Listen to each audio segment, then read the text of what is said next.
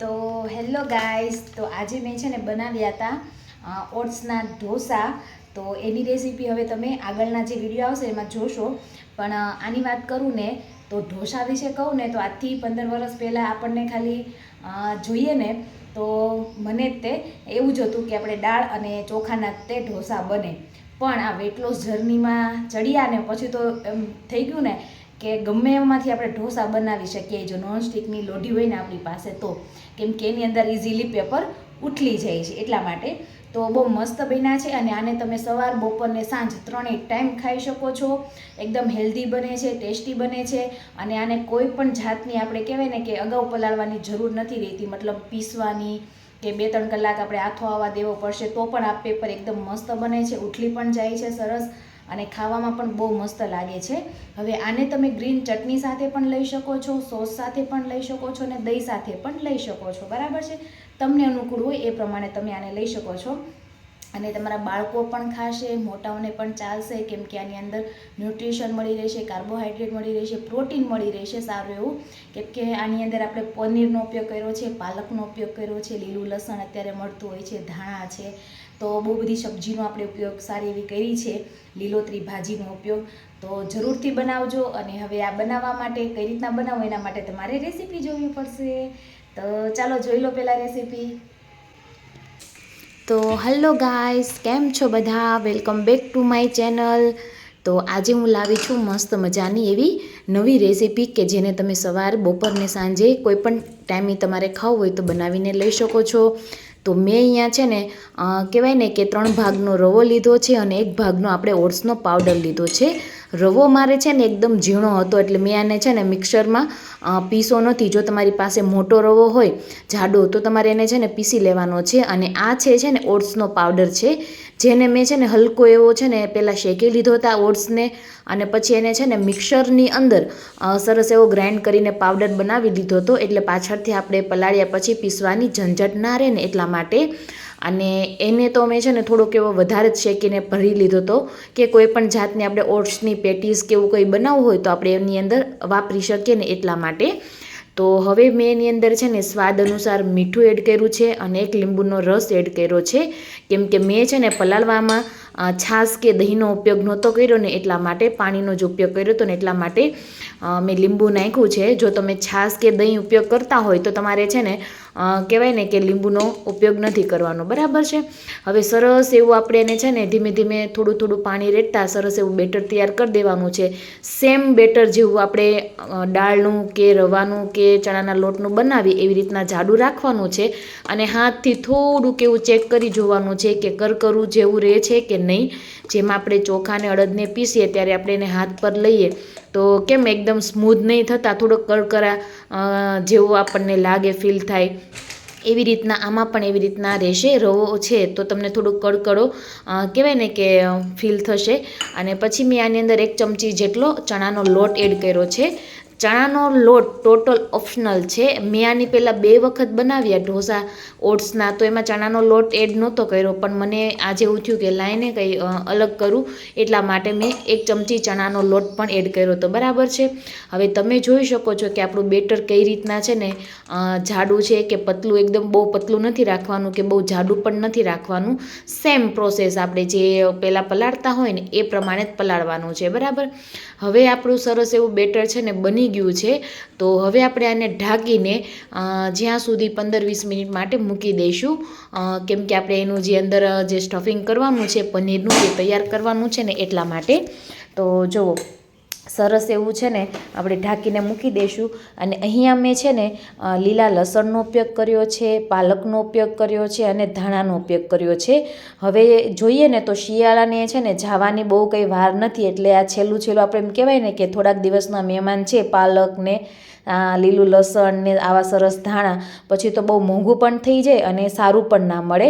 તો પછી એટલે થયું કે ચાલને આ વખતે બનાવી જ નાખું અને રેસીપી પણ શૂટ કરી નાખું. તો જો સરસ એવું છે ને કટિંગ કરી લેવાનું છે ઝીણું ઝીણું, કે જેની અંદર આપણે છે ને લસણ, પાલક અને ધાણા એકદમ 3 વસ્તુ છે ને એકદમ ઝીણી ઝીણી મેં છે ને કટિંગ કરી અને લઈ લીધી છે. અને મેં અહીંયા છે ને 150 ગ્રામ જેટલા પનીરનો ઉપયોગ કર્યો હતો. તો તમારે તમારા ઘર પ્રમાણે તમે જેટલું બનાવો એટલું પનીર અને ચીઝનો વધારો ઘટાડો કરી શકો છો. મેં અહીંયા 150 ગ્રામ પનીર લીધું હતું અને એક નાની એવી ચીઝની જે ક્યુબ આવે છે ને એ મેં ખમણીને એડ કરી હતી, કેમ કે માધુ માટે બનાવવાનું હતું તો થોડુંક એને વધારે મજા આવે ચીઝના હિસાબે એટલા માટે. અને તમે અહીંયા જોઈ શકો છો મસાલા કે જેમાં મેં મરચું પાવડર, પાઉંભાજીનો મસાલો, પછી ચાટ મસાલો, ચટણી થોડીક એવી, હળદર છે, ગરમ મસાલો છે, મરી પાવડર છે અને મીઠાનો ઉપયોગ કર્યો છે. તો તમે તમારા પ્રમાણે જેવું તીખું ખાવું હોય એવું ચટણીનો ઉપયોગ વધારે કે ઓછો કરી શકો છો. પાઉંભાજીના મસાલાથી સારો એવો ટેસ્ટ આવે છે. ને પાઉંભાજીનો મસાલો તમે જે રેગ્યુલર યુઝ કરતા હોય એ તમે આરામથી યુઝ કરી શકો છો, બરાબર. આમાં કોઈ સ્પેશિયલ કે એવું કંઈ હોતું નથી, પણ જે આપણે રૂટીનમાં ઉપયોગ કરીએ એ ઉપયોગ કરવાનો. હવે શાકભાજીની અંદર મેં અહીંયા કાંદા અને કેપ્સિકમનો ઉપયોગ કર્યો છે. તમે ગાજર, કોબી બધું જ એડ કરી શકો. ટમેટા એડ ના કરવા. થશે કેવું કે ટમેટાના હિસાબે છે ને, ટમેટા પાણી છોડે એટલે એના હિસાબે છે ને પેપર એકદમ નરમ જેવું થઈ જાય છે એટલા માટે. તો અહીંયા મેં નોનસ્ટિકની લોઢી લઈ લીધી છે ને એની ઉપર સરસ એવું તમે જોઈ શકો આપણે જેવું પેલું બેટર પથરાય ને એવી જ રીતના આપણે આ છે બેટરને છે ને પાથરી દેવાનું છે. હવે મારી પાસે નોનસ્ટિકની લોઢી છે એટલે મેં નોનસ્ટિકમાં જ તે ટ્રાય કર્યું છે. મેં પેલી લોખંડની લોઢી આવે એમાં ટ્રાય નથી કર્યો ઓટ્સનો ઢોસો, તો એમાં ઉથલતું હોય કે ના ઉથલતું હોય તો મને કાંઈ આઈડિયા નથી, પણ નોનસ્ટિકમાં તો આરામથી ઇઝીલી ઉથલી જાય છે. આપમેળે થોડીક વાર મેં ધીમા તાપે ચડવા દો ને પેપરને એટલે ઓટોમેટિકલી છે ને ફરતી બાજુથી કેવું કહેવાય ઉથલી જાય એટલા માટે. તો એમાં છે ને આછું તેલ ચોપડી દીધું છે. તમે ઘીનો ઉપયોગ કરી શકો છો, બટરનો ઉપયોગ કરી શકો છો, બરાબર છે. કંઈ બી સારું તમારે વધારે એમ કહે કે હેલ્ધી વધુ કરવું છે, ખાવું છે બચ્ચાને, તો તમે ચીઝનો ભરપૂર ઉપયોગ પણ કરી શકો છો. ઉપરથી પણ કહેવાય ને પીસીને નાખી શકો છો, ખમણીને ચીઝને નાખી શકો છો, બરાબર. મેં અહીંયા ડાયટમાં ખાવાનું છે એટલે એકદમ ઓછા ચીઝનો ઉપયોગ કર્યો છે અને પનીરનો ઉપયોગ વધારે કર્યો છે.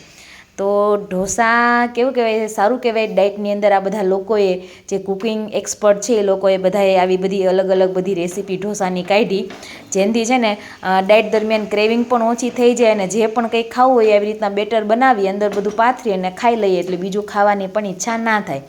હવે મેં આની ઉપર જે સોસ પાથરો છે ને એમાં મેં red chilli sauce, green chilli sauce, થોડોક ટમેટાનો સોસ, કેચઅપ આવે ને એ નોર્મલી એ, અને પીઝાનો જે આપણે શેઝવાન સોસ આવે ને એ ઉપયોગ કર્યો છે. જો ગ્રીન ચટણી હોય તો તમે એ પણ ઉપયોગ કરી શકો છો. ગ્રીન ચટણી નહોતી એટલે મેં આજે આ ટ્રાય કર્યું છે, બરાબર છે. ગ્રીન ચટણીથી પણ મસ્ત ટેસ્ટ આવશે. ગ્રીન ચટણીની અંદર તમારે આ બધી વસ્તુ જે મેં કીધી ને સોસ એ બધા એડ કરી દેવાના એટલે તમને છે ને આનો કહેવાય ને આપણે જીની રોલ ખાતા હોય ને એવો સરસ એવો ટેસ્ટ આવશે, બરાબર.